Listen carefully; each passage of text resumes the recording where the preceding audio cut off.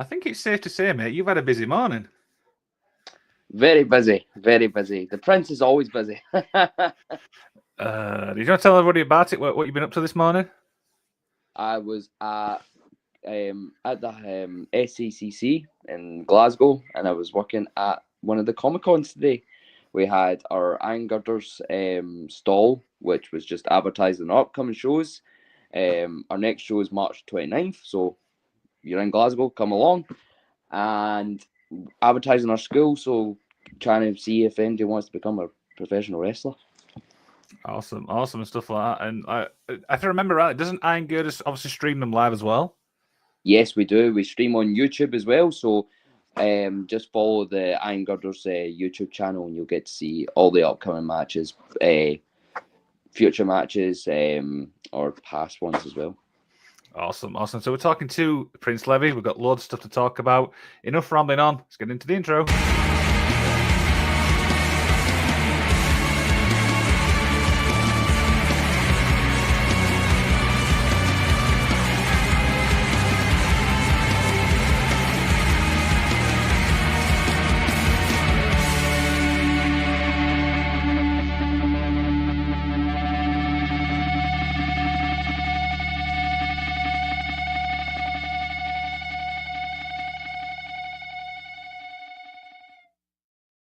Now, of course, we're on Saturday, mate. How's the week been? Yeah, it's been good. How's yours been? Usual stuff like work and obviously all that time preparing, obviously, for interviews and stuff. And yeah, I mean, that's probably my week. Just work, interviews, repeat. Yeah. Probably the best way. Just going on and on, repeat. Yeah. Anything exciting this week then? Or is it just obviously wrestling, training, stuff like that? Training pretty much every day, just trying to keep it going. We've got a show tomorrow, so which will be quite fun. It's guys that I've never actually got to wrestle in front of a crowd before, so that'll be quite cool getting to see what these guys can do. Awesome.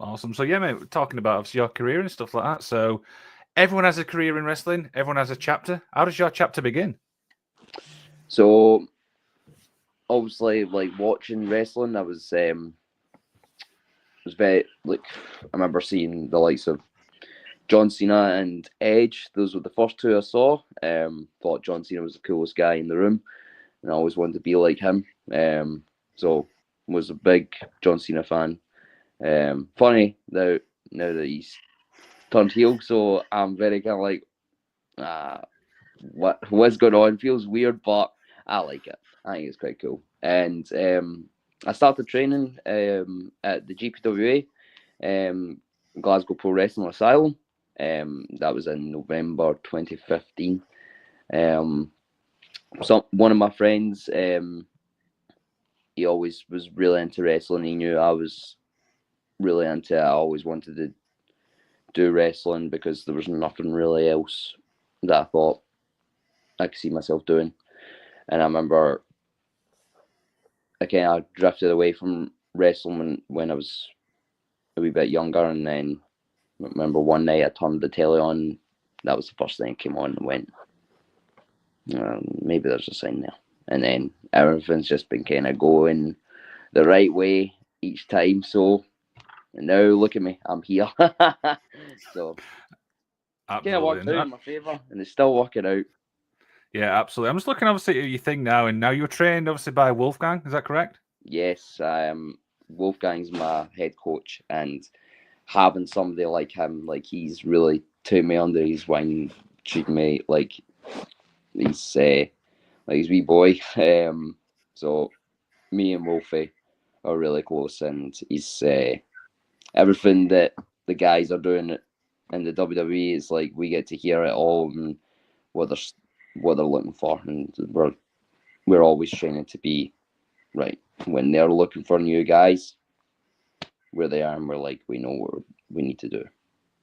Yeah, and what's some of the things obviously he's taught you? Oh, it's just those like the kind of things is like they're not really.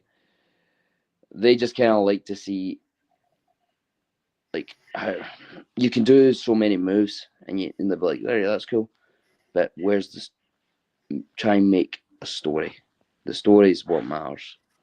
and try and make the fans be like invested on what you're telling them, rather than just going like, "Oh yeah, that's a cool moonsault," something like that. Because there's only so many you could do, and then it's like, yeah, we've seen that. We've seen a guy in another show just do that. So, but if you're able to tell something like, you look at what happened on the Elimination Chamber. Mm-hmm. Like, John Cena has been babyface for so long, and now he's just turned heel, and it was everywhere. Everybody's talking about him, and the guy barely does.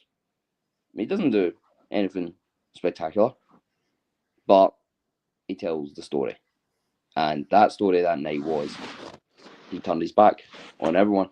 He's now turned into the guy he was not meant to be, which gets people watching, gets people invested, and that's what it's all about.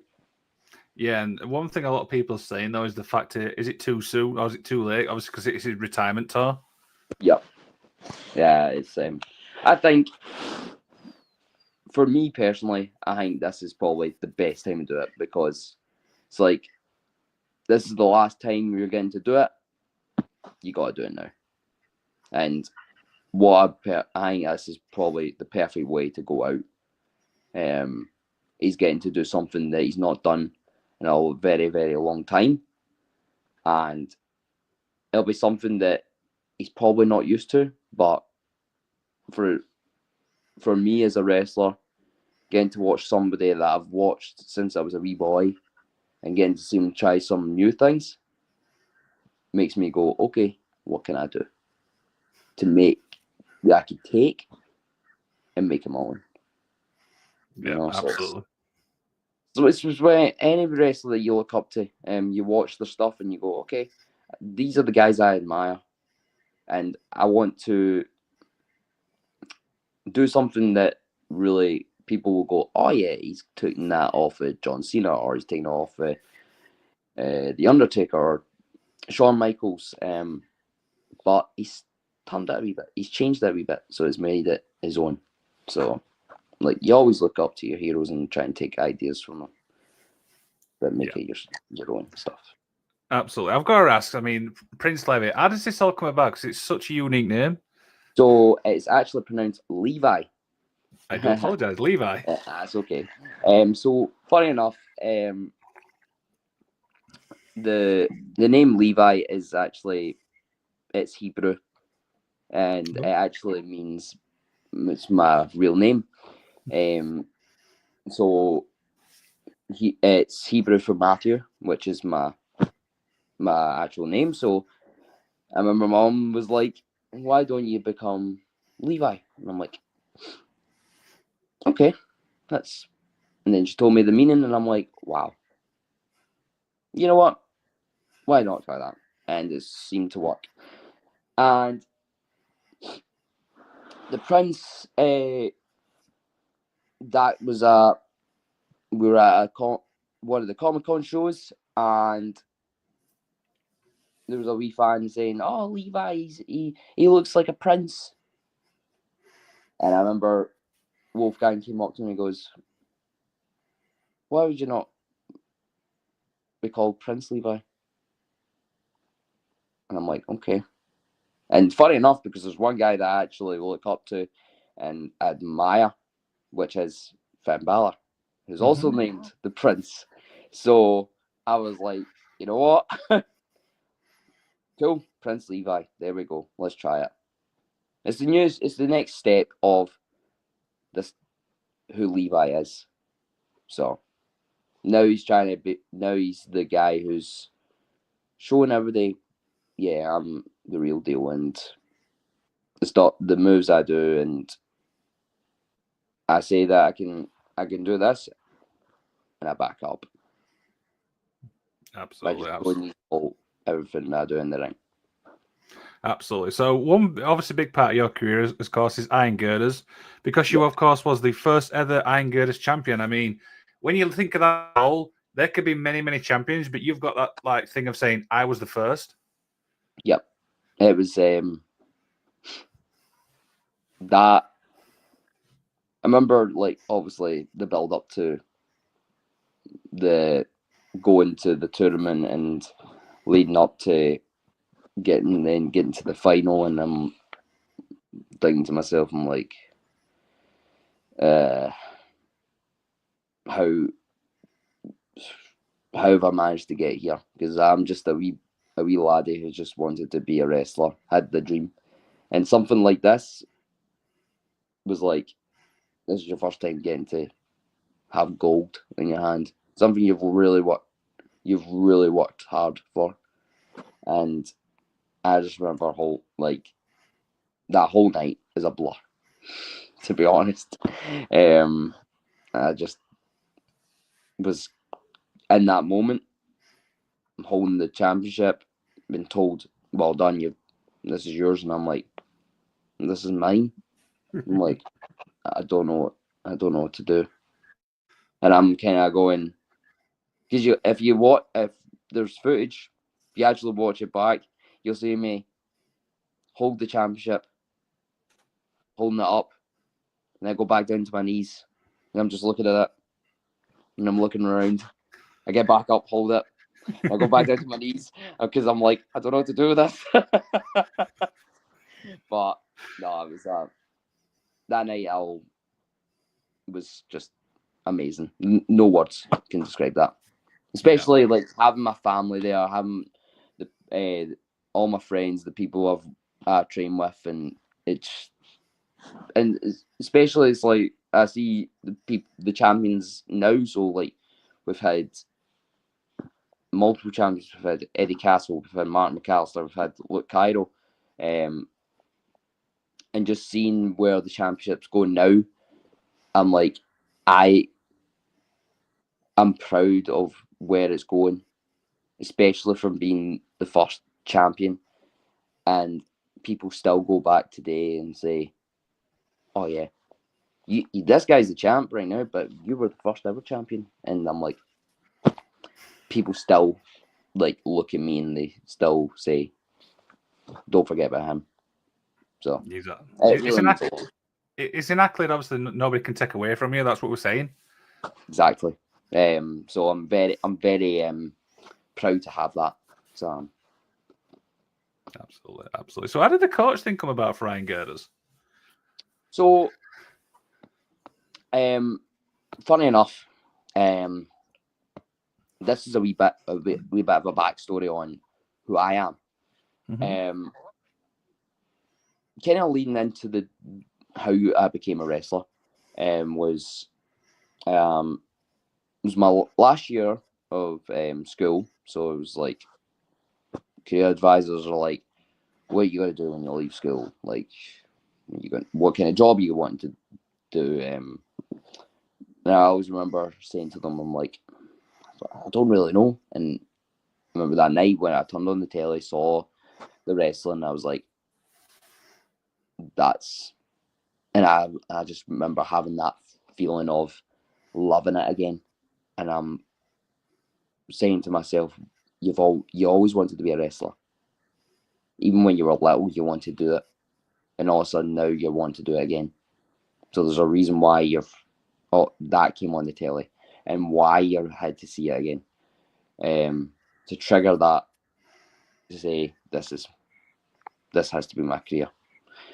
And funny enough, I was not the guy you see today. I was quite a pudgy guy. I was not the guy with all the six pack, so I was not into fitness whatsoever.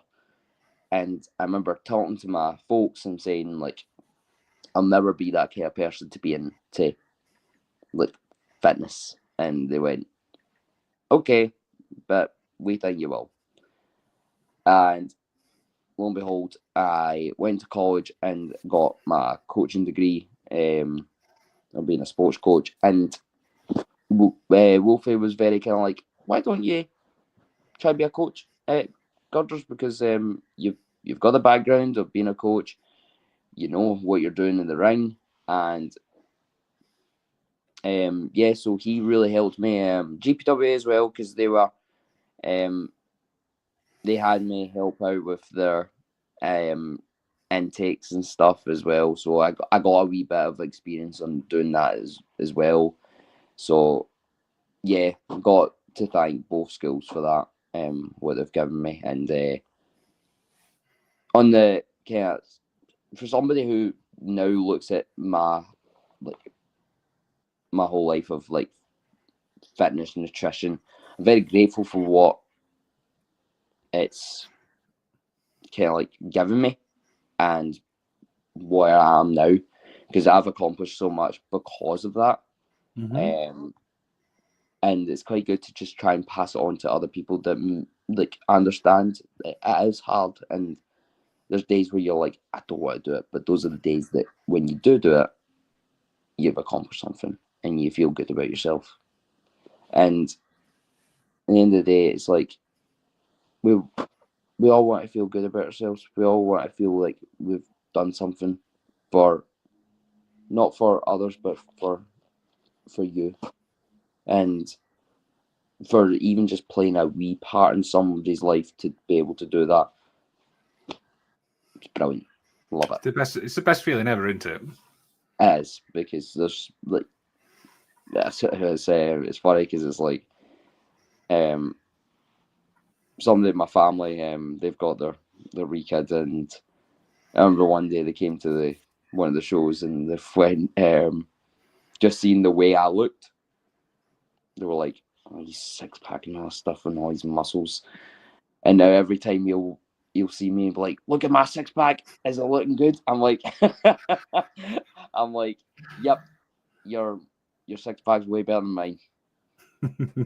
It's but you see stuff like that, like just having that little bit of kind of like inspiration to like a wee kid, or even just somebody who's like going through that time in their life that is a wee bit of a struggle, and there's just that little bit of light added to it, like, and that's because it's a wee bit of because of me, and I'm like, I love that. Absolutely. It makes me feel good about myself that you've done something to right today, and that's the thing. I could do. There could be something where maybe I'm going through a hard time, but if I'm able to help somebody else, it helps my hard time to get a wee bit better. Yeah, it's like bringing everybody together. Do you know what I mean? Like it's like bringing everybody like as a whole. Yeah, exactly. That's what's, to me, that's what it should be all about. Everybody just working together and having the best life that they can. Absolutely. So the two people we've not spoke about, obviously, is BT Gunn and Casey Owens. These are two people, obviously, highly respected in wrestling. What's these two guys like behind the scenes? Amazing. Absolutely amazing. BT is, when Wolfie's away, obviously he's with the WWE, so we barely get to see Wolfie. BT is like it's like I can't even describe how much they both mean to me, because they literally treat me like their kid. Ever since I came into wrestling, those like Wolfie, BT, Casey, there was Lionheart, there was Alba Fire, there was Stevie Boy, there was Jack Jester, there was Red Lightning, so on and so forth. There was so many of them, and they went, I'm putting myself down thinking I can't do this, I can't do it, and they're like, you're gonna be okay, we've got you. And especially BT and Casey, they've really looked out for me, telling me like where there's times where I've not believed in myself. They were always there, cheering me on, because they knew I have it in me. And this is where I go back to having an impact on somebody's life. Like, they've had an impact on my life, and that's just because they said one small thing, that have impacted me. Like outside of here as well, it's made me like for somebody who's quite a shy person, I struggle to talk. Which funny enough because you see me performing and I'm quite loud, but when I'm not in the ring, I'm I will obviously talk to people, but I'm quite a shy person. Just like to do my own thing, but be polite and have manners to people. But there's two people that I've made great friendships with, so they're absolutely amazing people. So they are. Absolutely. So, talk about the talent pool from Iron Girders, because obviously I spoke to Martin. I've obviously done Robbie, Stormlaw. There's some great talent, obviously, from Iron Girders. Oh yeah, there is. Like there you go. Like two people you mentioned there, Martin and Robbie. Two guys that again where I hate going back to it, but it's like having that small impact on people's lives. Remember, like Robbie and Martin, just when they looked at me, they were like, "He's the guy," and I'm saying, "I am a guy. Why can't you be the guy?" And now look at them. They've made their name in Iron Girders. When you go to Iron Girders shows, there are people that you'll think about, and those are two of the names you'll think about. But like, there's other guys like Casino Brutal, like fantastic tag team. KOE as well. They've done it everywhere. Then you've got like the women's as well. You've got Angel Hayes. She's everywhere. Moxie Malone. And then there's guys like even tomorrow. It's their first time, and what I'm seeing, there's a lot of them out there. I'm like, you're gonna make a name. You're gonna make a name of yourself, and it'll get to the point. It's like when you think of Iron Girders, you think of them now. It's like every other company. There'll be people will remember myself. They'll remember Martin. They'll remember Robbie. But then there's more people coming in, and you'll be like, they're the next guy. They're the next face of this company, or so and so should be the next champion. Absolutely, absolutely, and stuff like that. So, when you look back, obviously, with everything you've done over your career so far, what's some of your highlights? Well, obviously, winning the Girders Championship was probably one of the big ones. There's been a lot. I would probably say like there was the time I got to do. I think it was. I'm trying to remember what it was called. The TV program, but it was on BBC. Got to work with Martin Compston, which was a great time. Jack Jester really helped me to get that opportunity, so that really meant a lot to me. That was big, and then obviously, like I got to actually work for the WWE Clash last year. I got to be a medic and help AJ Styles, so that was something. I remember just being like, "This is I'm carrying AJ Styles to the back." I'm like, "How have I ended up here?" I'm like, "Wow." So to me, seeing that, getting to see these stars where I've watched as a wee boy, and now you're actually getting to be a part of that. Crazy, absolutely crazy. And obviously, like I've had seminars with some of the wrestlers, and just like I had one of the matches. Funny enough, it was the match where I lost the Iron Girders Championship, but it was probably people might be like, oh, that must have been the worst match of your career because you've lost the championship. To me, that was probably one of the best ones because at the end I got to have that moment with Mark Andrews and him being able to say, you have got something in you. and you keep going because I know you'll get far. That meant a lot to me, especially for somebody who same kind of style as me and very kind of same size, and always kind of looking at WWE and thinking to myself, I'm like, oh, you gotta be a certain height, you gotta be a certain size.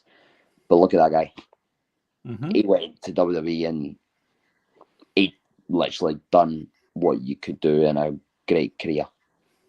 Won championships and people loved him over there, and now he's back over, and it's like, yeah, I'm just passing on the knowledge to his students, to everyone that he gets to wrestle, and hearing him saying that to me meant a lot. So those are just a few that I can really think of on the top of my head, but yeah, those were really special moments for me. Absolutely, absolutely. So this next question I ask a lot of people, and it stumps a lot of people, but I don't know why. So Okay. for fans who's obviously not familiar with yourself, why should fans go check you out? This is kind of like a way to promote yourself a little bit. Why not? What you got to lose? And also, it's like I said, I say and I back up. It's like first ever Iron Girders champion. There's got to be a reason why I was champion first. Mm-hmm. I've been on BBC, so this guy knows how to be on television. I have also been on WWE. And also, there's been a lot of companies that have been asking for me, and it's like, I mean, why not? Why not come see Levi, and you can tell me if I'm good or not. But I'm pretty sure you'll walk away thinking, okay, I like this guy. And I'm not the kind of guy to brag, but yeah, I think when you come see a show that Levi's on, you will all have a good time. Absolutely. So we've got a little fan question here, actually. So Tiffany Lynn says, who's been your favourite opponent? My favourite opponent. So I could say Mark Andrews. I would love to work Mark Haskins, but Mark Andrews is definitely up there. I'd probably say as well, like, I wrestled him last night, BT Gunn. Every time I've wrestled BT Gunn, it has always been a brilliant match. I've loved it. And one for people that maybe they're not all in knowledge of Iron Girders, Eddie Castle, the guy who beat me for the Iron Girders Championship. Like, yeah, beat me for the belt, but that guy's got talent. And every time we step in the ring together, we create magic. So, I know you're probably like, who's your favourite opponent? You've gave me 3, but there you go. You can. Hopefully that answers your question and stuff like that. Is it more challenging, obviously, working with BT because obviously he's one of your coaches, or is it just like same thing, whoever your opponent is? I think for me, yeah, it can be a wee bit challenging, but at the same time, I'd be like, okay, this guy knows me like in the back of his hand. He knows how I work, and it can get to a point where where I have to set myself at a certain standard for him. So I'm like, am I doing this right? So for me, it's always been like it can be a bit nerve-wracking because it's like it is your coach, and you want to make sure that your coach walks away saying you're doing great. One of those ones, and I'm like, I always feel like even when they do say great, you could be greater. So it's always got that drive to push yourself even harder.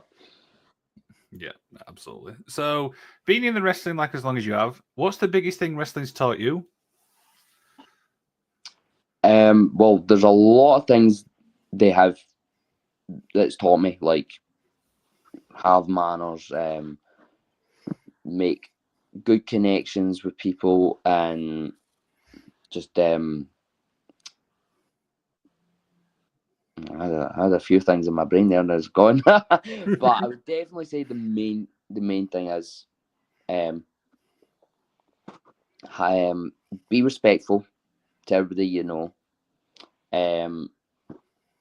Wherever you go, put 100% into everything. And also, it's just like, have fun.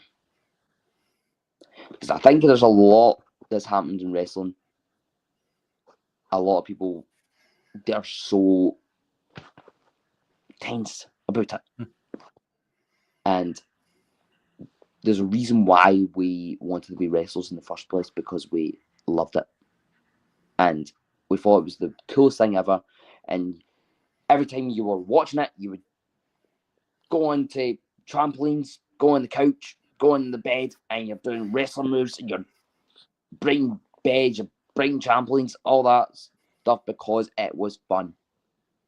Now we're doing it. You're getting to actually do it in front of a live audience, and you go, "Oh my god, this is the most fun I've ever had." And I think a lot of people, they worry about the match going, maybe the one thing about a match going wrong, or I messed this up, and or my opponent messed up. Who cares? Who actually cares? Because at the end of the day, did the fans enjoy it? Yes. Did they walk away happy? Yes. And did you have fun performing in front of them? Yes. That's what matters. Is they walk away happy and they've had fun, and you've had fun performing. Yeah, and I think what you're getting at there is, I mean, sometimes fans can be too critical, but I think also wrestlers can be critical in themselves. Is that fair? Yes. Well, for me, I criticize myself all the time. I will always put myself down. I will always say, "Oh, you could do, like, I can be better. I know I can be better." But I think obviously you'll get people coming up to you and they will always say, like, "I know you're putting yourself down, but for us and everybody else, what we see is not what you see, because you may see that you messed this up, but what we see is like that was absolutely brilliant." And those kind of things, like I say, again, just a little bit of an impact on somebody's life means a lot to you. So for me, who really criticizes himself and put himself down, like hearing people say that to me really kind of gives me that fire to keep going and say you can do it, and you keep doing what you're doing, because it does pay off. It always does. Absolutely, absolutely, stuff like that. So, being obviously a wrestler and stuff like that, all the training, obviously all the coaching, stuff like that, do you get the chance to watch wrestling from like a fan's point of view? This is one thing. So this is what makes me. I love wrestling so much, but now being a wrestler, it's also made me like, oh my god, I hate watching wrestling. Because I'll watch it and I'll go, "Oh, that was a cool move," but they've not done that right, they've not done this right, and I'm like, oh my god. When I was younger, I would just be like, "Oh, this is amazing," and I wouldn't. Maybe one thing that goes wrong, and I don't even see it. But now I look at it and I go, "Oh, they didn't do that right," or that was a bit dodgy.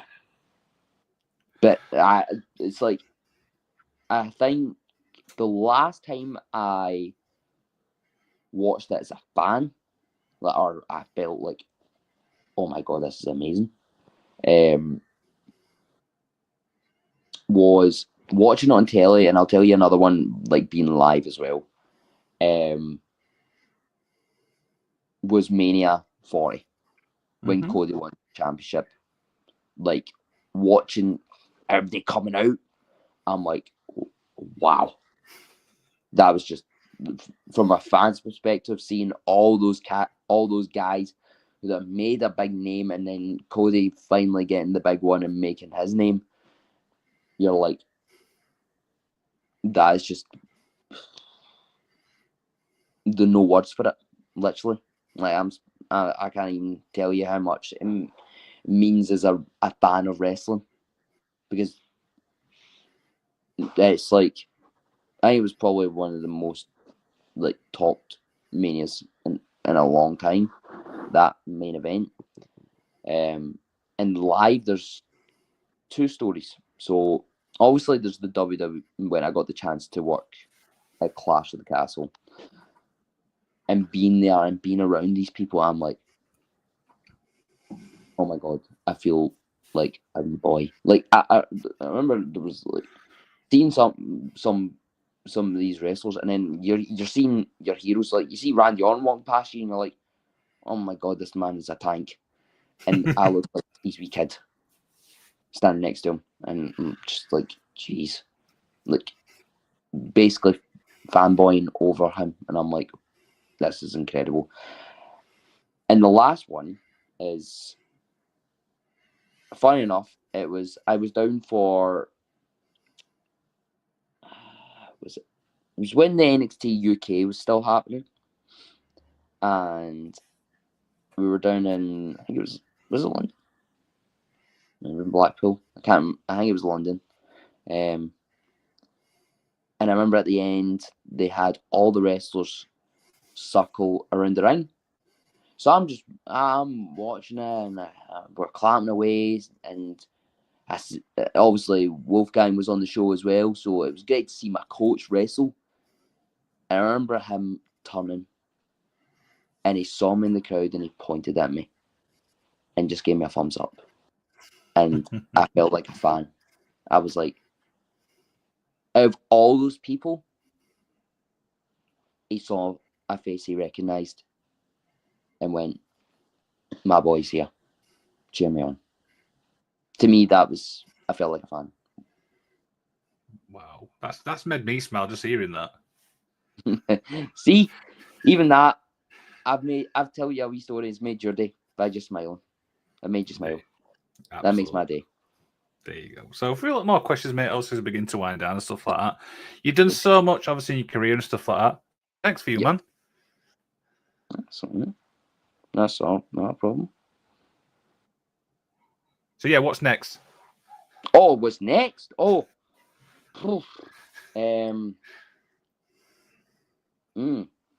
That's the question, isn't it? 2025 is a lot going to happen. Mark my words. Because last year I was very kind of like, I was focusing on more the personal life of Levi, but now it's like Levi's kind of been set to the side, but now I'm not sitting at the side. It's all on deck, all hands on deck, and I'm trying to get everywhere. So make sure you look out for Levi, because believe me, he's going to try and get everywhere. Well, there's one show you're actually on, which I want to get to this year as well, because I've been wrestling in Newcastle. Yes, it is. I had an absolute brilliant time being down there, and I am so happy to get to go back down, and I'm getting to tag with BT Gunn. Makes it even better. And getting to wrestle Ian Skinner and maybe punch Skinner in the face. Well, that. You can't get any better than that, can we? No, but even with Skinner, like, even though so many people think he's so annoying, but Skinner's so talented. Like, my God, the guy. Like, I watch his matches, and I think that guy really kind of puts himself to a standard, and I'm glad he does because he's so talented. Yeah, absolutely. That's April 19th, I think that is, that show. April 19th. So make sure you come down. You get to see me, Bar Skinner. There you go. If you want to see Ian Skinner get battered, April 19th, Wrestling in Newcastle, Forest Hall Social Club. And I know that because I'm good friends with the ring announcer. Ah, there we go. Hi. Dear. Levi, this has been an absolute blast, my man. Hopefully you've enjoyed yourself today. I have had a great time, my man. And Awesome. thank you for having me on. You're more than welcome to come back anytime, mate. So one final thing I need from you. Everyone who I interview gets to do the outro for this show. So you can say anything you want. You can promote anything you want. And I will roll the outro. Take it away. Oh, brilliant. So thanks for all listening. And thank you for your questions as well. If you want to find me on socials, just follow me on my Instagram at real_prince_Levi. And that's the same on whatever you want to call it, X, Twitter now. But just thank you, and hopefully this interview has put a wee smile or had a wee bit of an impact on your day. And if it has, let me know. So draw me a message on socials, and if it has, I'm glad it has. So thank you.